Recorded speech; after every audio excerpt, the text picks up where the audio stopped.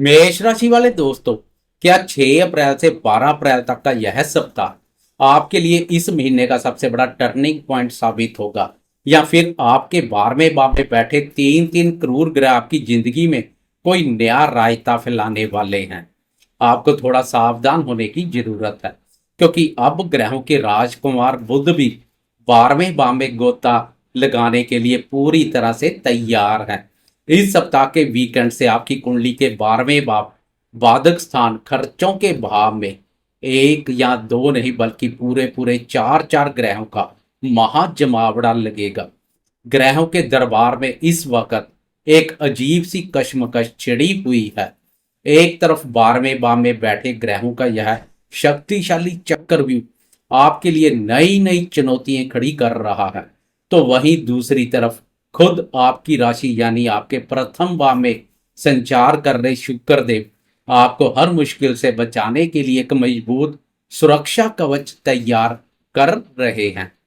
तो आखिर यह हफ्ता बवाल मचाएगा या कमाल करेगा? यकीन मानिए दोस्तों, डरने की बिल्कुल जरूरत नहीं है। बस सही समय पर सही कदम उठाने की जरूरत है। तो आए इधर उधर की हवा हवाई बातें छोड़कर सीधी जमीनी हकीकत पर आते हैं। नमस्कार दोस्तों, मैं हूं आपका अपना दोस्त एस्ट्रोलॉजर राजेश कालिया, और आप देख रहे हैं आपका अपना पसंदीदा और भरोसेमंद चैनल अक्षित एस्ट्रो मास्टर। मेरे प्यारे मेष राशि के दोस्तों, अप्रैल महीने का यह दूसरा सप्ताह आपके लिए किसी दिलचस्प कहानी से कम नहीं रहने वाला है। ग्रहों की बिसात कुछ ऐसी बिछी है कि आपको हर कदम सोच समझकर और पूरी सावधानी के साथ उठाना होगा। सबसे पहले बात करते हैं इस सप्ताह ग्रहों की स्थिति पर। दोस्तों, इस सप्ताह ग्रहों के दरबार में बड़ी हलचल है। आपके तृतीय भाव मिथुन राशि पर देवगुरु बृहस्पति विराजमान है। वहीं पंचम भाव सिंह राशि पर केतु महाराज ने डेरा डाला हुआ है। आपकी राशि के 11वें भाव यानी लाभ स्थान पर बुध और राहु की युति बनी हुई है। सबसे महत्वपूर्ण बात यह है कि आपके 12वें भाव मीन राशि पर सूर्य, मंगल और शनि की एक बहुत ही प्रभावशाली तिकड़ी बैठी है।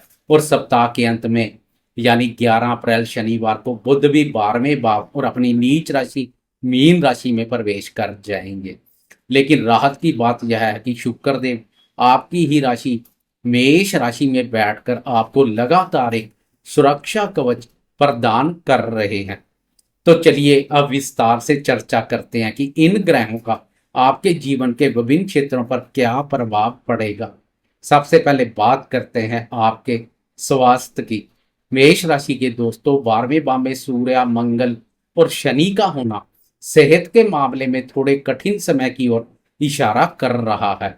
इस सप्ताह आपको आंखों में जलन, पैरों में दर्द या नींद न आने की समस्या परेशान कर सकती है। शारीरिक स्वास्थ्य के साथ साथ मानसिक स्वास्थ्य पर भी ध्यान देना पड़ेगा, क्योंकि राशि स्वामी मंगल और शनि की युति 12वें भाव पर है। तो आपको चोट चपेट या वाहन चलाते समय बहुत सतर्क रहना होगा। मानसिक रूप से भी आप थोड़े तनाव में रह सकते हैं। खासकर मंडे और ट्यूसडे मानसिक रूप से मजबूत बने रहें, क्योंकि इन 2 दिनों में मन कारक चंद्रमा भी अष्टम भाव पर संचार करेगा। लेकिन घबराए नहीं, शुक्र का प्रथम भाव में होना आपकी जीवन शक्ति बढ़ाएगा। बस आपको अपनी दिनचर्या में योग और ध्यान को शामिल करना है। अब बात करते हैं शिक्षा की। पंचम भाव में केतु महाराज की मौजूदगी पढ़ाई में थोड़ा भटकाव पैदा कर सकती है। विद्यार्थियों को लगेगा कि वे मेहनत तो कर रहे हैं पर मन एकाग्र नहीं है। बुध का लाभ भाव में होना आपको नई तकनीक सीखने में मदद करेगा। लेकिन 11 अप्रैल के बाद जब बुध भी 12वें भाव पर नीच के हो जाएंगे, तब आपको अपनी पढ़ाई और एकाग्रता पर दोगुना ध्यान देना होगा। जो विद्यार्थी विदेश आकर पढ़ाई करने का सपना देख रहे हैं, उनके लिए 12वें भाव के ग्रह कुछ अच्छे अवसर पैदा कर सकते हैं। बस अपनी मेहनत में कोई कमी ना आने दें। प्रेम संबंध और दाम्पत्य जीवन की बात करें तो प्रथम भाव में बैठे शुक्र आपको बेहद आकर्षक और प्रभावशाली बना रहे हैं। इस सप्ताह लोग आपकी तरफ खींचे चले आएंगे। अगर आप सिंगल हैं तो जीवन में किसी नए व्यक्ति का प्रवेश हो सकता है, लेकिन प्रेम संबंधों में पारदर्शिता बनाए रखना बहुत जरूरी है। दाम्पत्य जीवन की बात करें तो जीवन साथी के साथ संबंधों में थोड़ी मधुरता बनी रहेगी, लेकिन 12वें भाव के ग्रहों के कारणवश जीवन साथी के स्वास्थ्य को लेकर आप थोड़े चिंतित हो सकते हैं। बेवजह के खर्चों पर लगाम लगाने के लिए पार्टनर से सलाह जरूर लें। अब बात करते हैं आपके भाग्य, करियर और आर्थिक स्थिति की। करियर के मोर्चे पर यह सप्ताह मिला जुला रहने वाला है। तृतीय भाव के गुरुदेव आपके साहस और पराक्रम में वृद्धि करेंगे। कार्य क्षेत्र में आपके काम की प्रशंसा होगी, लेकिन 12वें भाव के शनि आपके काम में थोड़ी रुकावटें पैदा कर सकते हैं। आर्थिक स्थिति की बात करें तो लाभ स्थान के राहु और बुध अचानक धन लाभ के योग बना रहे हैं। रुका हुआ पैसा वापस मिल सकता है या व्यापार में बड़ी डील हो सकती है, लेकिन सावधान रहें। 11 अप्रैल को बुध का नीच राशि और 12वें भाव में जाना आपके निवेश के फैसलों को गलत साबित कर सकता है। सप्ताह के अंत में धन से संबंधित लेन देन आंख मूंद कर ना करें। वीकेंड में चार चार ग्रहों के व्यय वापर संचार से अनावश्यक खर्चों के प्रति भी सतर्क बने रहें। संतान क्षेत्र की बात करें तो केतु की स्थिति के कारणवश संतान के साथ कुछ वैचारिक मतभेद देखने को मिल सकते हैं। उनकी शिक्षा या करियर को लेकर आपके मन में चिंताएं रह सकती है। संतान भाव के स्वामी सूर्य देव की स्थिति भी इस सप्ताह कुछ शुभ नहीं है। संतान के साथ संबंधों में स्नेह और मधुरता का भाव बनाए रखें, तालमेल में कोई कमी ना करें। लेकिन गुरुदेव की स्थिति सब कुछ धीरे धीरे ठीक कर देगी। तो मेरे दोस्तों, अब हम वीडियो के सबसे महत्वपूर्ण हिस्से पर आते हैं और वह है चंद्रमा का गोचर। चंद्रमा वह ग्रह है जो सबसे तेज चलते हैं और हमारे मन को नियंत्रित करते हैं। इस सप्ताह चंद्रमा वृश्चिक, धनु और मकर राशि से होकर गुजरेंगे। आइए जानते हैं कि चंद्रमा की यह चाल आपके लिए क्या करेगी कमाल या मचाएगी कोई बवाल। सप्ताह की शुरुआत यानी 6 और 7 अप्रैल को चंद्रमा आपकी राशि के अष्टम भाव वृश्चिक राशि से सफर शुरू करेंगे। अष्टम भाव अकस्मात से होने वाली घटनाओं से संबंधित एक बाधक स्थान है। यह भाव गहरे चिंतन का भी है। चंद्रमा इस भाव पर नकारात्मक ऊर्जा पैदा करते हैं। सोमवार और मंगलवार को आपका मन थोड़ा अशांत रह सकता है। कोई पुरानी बात या गुप्त चिंता आपको परेशान कर सकती है। इन 2 दिनों में आपको किसी से भी बहस करने से बचना होगा। समाज में मान सम्मान के प्रति भी सजग रहें। अचानक कुछ ऐसे खर्चे सामने आ सकते हैं जिनकी आपने उम्मीद नहीं की थी, लेकिन आध्यात्मिक कार्यों में रुचि बढ़ेगी जो आपको मानसिक शक्ति प्रदान करेगी। इसके बाद 8 अप्रैल की सुबह के 5:53 पर चंद्रमा नवम भाव भाग्य स्थान धनु राशि में प्रवेश कर जाएंगे। जैसे ही चंद्रमा यहाँ आएंगे आपको पुरानी परेशानियों से राहत मिलेगी।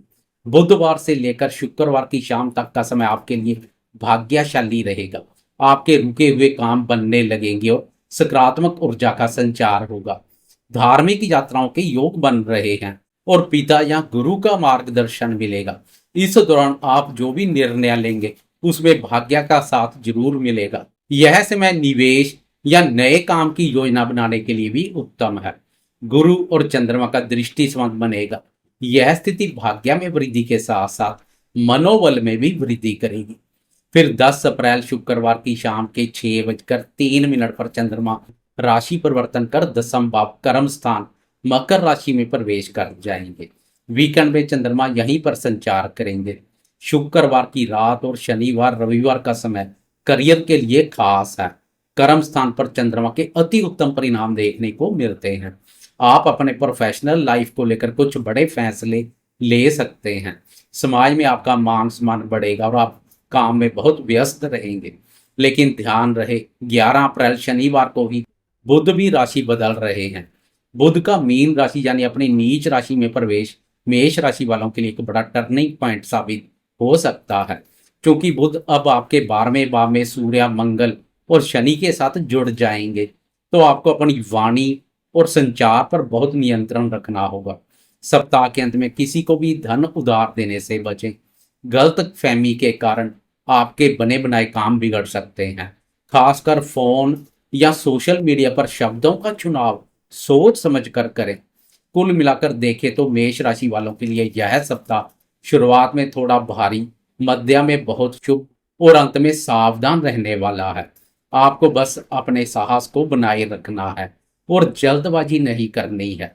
प्रथम आपके शुक्र आपकी सुंदरता और व्यक्तित्व को 4 चांद लगाएंगे, उसका लाभ उठाएं।